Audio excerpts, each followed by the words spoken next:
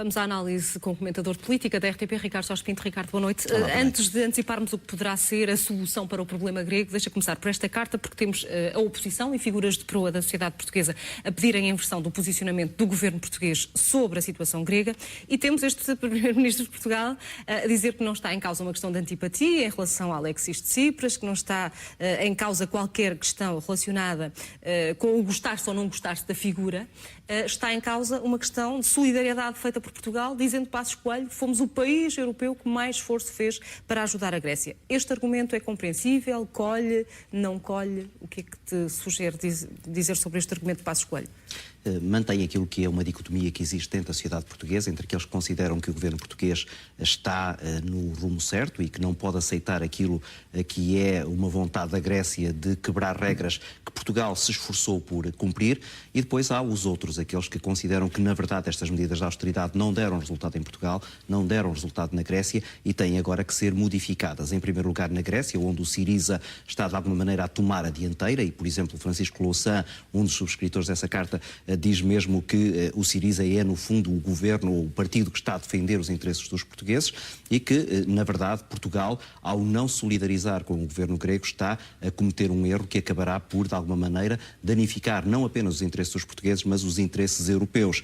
E daí que António Costa tenha vindo dizer que esta não é uma questão grega, é uma questão europeia, e de que ele próprio subscreveria essa carta, o que nos dá a ideia de que, na verdade, isto é, mais uma vez, a tal dicotomia entre aqueles que mais à direita acham que Pedro Passos Coelho está no rumo certo e aqueles que um pouco mais à esquerda consideram que António Costa poderá ser a melhor alternativa. Recordando aqui que há uma segunda carta, subscrita por 71 pessoas, bastante mais radical no apelo que faz à mudança da atitude do governo português e que fala, essa sim, de forma mais radical na renegociação da dívida, um aspecto que esta carta, mais moderada dos 31, deixa perfeitamente lá.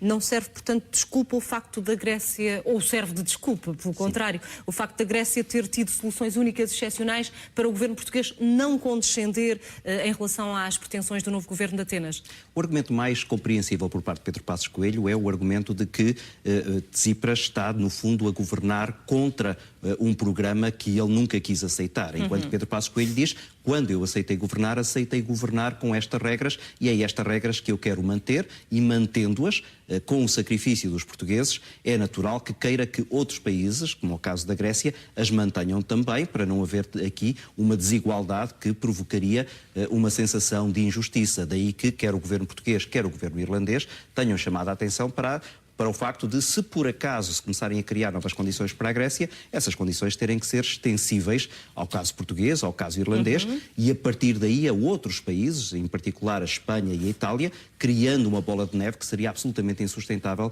para os interesses dos tais credores, ao lado dos quais está a muito poderosa Alemanha. E essa solução, ou soluções para a Grécia, poderão ou não surgir na reunião de segunda-feira do Eurogrupo. O que é que tu antecipas que possa acontecer nessa reunião, atendendo ao facto de, pelo menos eu interpreto assim, observarmos aqui algumas incoerências por parte do novo primeiro-ministro grego, porque ele aceitou hoje reunir-se com os representantes das 3 instituições credoras ainda esta semana. Esse encontro poderá acontecer já esta sexta-feira, quando ele tinha vindo a garantir sempre que não negociaria com a Troika. Por outro lado, ouvíamos há bocadinho naquela declaração que os espectadores puderam partilhar connosco, ele dizendo que pode ser negociada uma transição do atual programa de ajustamento financeiro para um novo programa, mas ao mesmo tempo a avisar que não se temos as chantagens, não vou quebrar as minhas promessas eleitorais. Então, para que é que está sentado à mesa da reunião esta sexta-feira, ou vai sentar-se? Por partes. Em primeiro lugar, não me parece que uma solução seja rápida e de todo já na próxima segunda-feira, como alguns partidos e alguns governos que estão a antecipar. Dificilmente acontecerá qualquer solução enquanto houver esta atenção mediática e das opiniões públicas sobre esta matéria. Provavelmente qualquer solução acabará por ser encontrada quando estivermos todos um pouco mais distraídos relativamente a esta matéria. E aí passo à segunda parte. É que, na verdade, para o governo grego, neste momento, há um problema. O problema de ter um programa eleitoral que não é de todo compatível com os interesses europeus, e saber que, mesmo que haja cedências que eventualmente acontecerão, quer da parte europeia, quer da parte grega, essas cedências não serão suficientes para salvar a face do governo grego relativamente a essas promessas eleitorais. Para além de que essas promessas eleitorais já não são apenas ao povo grego, essas promessas eleitorais começam agora a ser colocadas como bandeiras de outros partidos europeus que depositam no Syriza uma enorme esperança relativamente à mudança de rumo que há pouco, dizia eu, está inscrita nessa tal carta de 31 figuras nacionais relativamente à alteração da posição do governo português. E por isso é que me parece muito difícil que a curto, médio prazo se encontre uma qualquer solução. Depois há o problema semântico.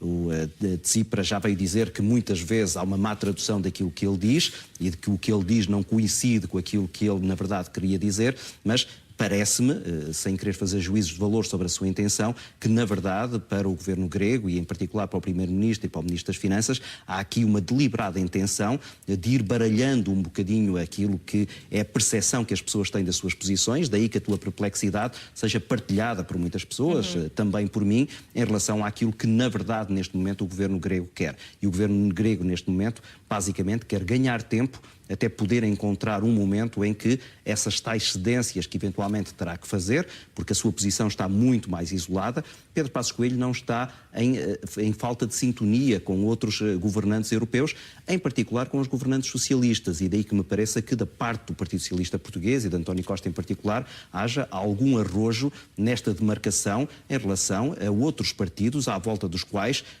o próprio António Costa se tem colocado ao lado, começando, aliás, pela própria Espanha, onde ainda há dias António Costa, ao lado do líder do PSOE, se mostrava solidário em relação às posições que esse mesmo PSOE tem tomado e que, na verdade, não são tão distintas como das posições quer do Partido Socialista em França, quer do Partido Socialista em Itália. Ricardo, já voltamos a falar. Volto à conversa com o comentador RTP, Ricardo Jorge Pinto. Ricardo, este acordo não foi consensual em todos os pontos. Ficaram por ultrapassar, como a própria Angela Merkel disse, vários obstáculos. Isto por si só torna o entendimento frágil, torna este acordo frágil? É um acordo muito frágil, em primeiro lugar, porque é, de alguma maneira, uma repetição de Minsk I, a primeira tentativa de acordo, que falhou claramente. E não se vê aqui nenhumas cláusulas substancialmente distintas que nos possam agora querer acreditar que o resultado será diferente. Depois, porque há ali dois aspectos que me parecem muito fragilizantes deste mesmo acordo. Em primeiro lugar, o facto de não haver um prazo limite para a saída das tropas russas das fronteiras ucranianas. E, portanto, isso acabará por fazer com que, dizem os analistas, eventualmente, até ao final deste ano, e estamos ainda muito longe desse momento, as tropas continuem por lá, criando uma pressão constante sobre a Ucrânia e dando, de alguma maneira, esperança aos grupos militarizados, separatistas, que vão funcionando nessa parte do globo. Em segundo lugar, porque este acordo diz que haverá penalizações sobre todo e qualquer grupo militarizado que seja ilegal. Ora, as milícias separatistas não se consideram ilegais e, portanto, vão se considerar fora dessa sanção e vão permanecer no terreno, continuando a ser uma ameaça constante para as populações, independentemente desta existência factual de um acordo de cessar-fogo. E, portanto, isto leva-nos a, no fundo, depositar na fé a confiança de que alguma coisa acabará por mudar, sendo certo que há aqui também uma tensão com um país que é, e sobretudo com um líder que é muito hábil a baralhar e a dar de novo, que é Putin, que já mostrou em momentos anteriores que, por vezes, é preciso recuar um passo para depois dar dois passos à frente. Ficou decidido, Ricardo, que os líderes da Ucrânia, da Rússia, da Alemanha, da França vão reunir-se regularmente para assegurar o cumprimento deste acordo e do anterior de Minsk. E Passos Coelho disse, também ouvíamos há bocadinho, que a União Europeia vai monitorizar e vai avaliar a situação com regularidade. Como é que na prática isto pode funcionar? Porque a minha dúvida é, se não temos fiscais, entre aspas, no terreno, se não temos observadores no terreno, como é que se faz esta avaliação, esta monitorização? Vai ser extremamente difícil. Em primeiro lugar, isto também é o reconhecimento da não existência de uma política externa europeia. Basicamente, este acordo foi negociado entre a Rússia, a Ucrânia e a França e a Alemanha, mostrando que, na verdade, a União Europeia, como um todo, não consegue assumir uma posição unívoca relativamente a matérias tão sensíveis e tão próximas como é este caso. Em segundo lugar, como tu dizias e muito bem, depois fica-se também com a sensação de que essa monitorização é mais fictícia do que real, colocando mais uma vez na posição dos Estados Unidos uma parte muito importante daquilo que será o desenrolar deste caso, se eventualmente estas negociações diplomáticas vierem a falhar. Daí que me pareça particularmente importante declarações feitas por dirigentes do Partido Republicano nos Estados Unidos ao longo do dia de hoje, dando a entender que, caso este acordo, tal como o primeiro, venha a falhar, será um momento de os Estados Unidos enviarem tropas para a Ucrânia, desafiando a Putin a sair de uma vez por todas das fronteiras junto à Ucrânia. E se isso acontecer, Putin mandará as tropas para casa? Pois, ou não, ou então muito rapidamente poderá colocar mais 100 ou 150 mil homens junto às fronteiras, criando ali uma situação de guerra entre a Rússia e os Estados Unidos, o pesadelo que, obviamente, ninguém neste momento deseja. Ricardo, obrigada. Bom resto de semana.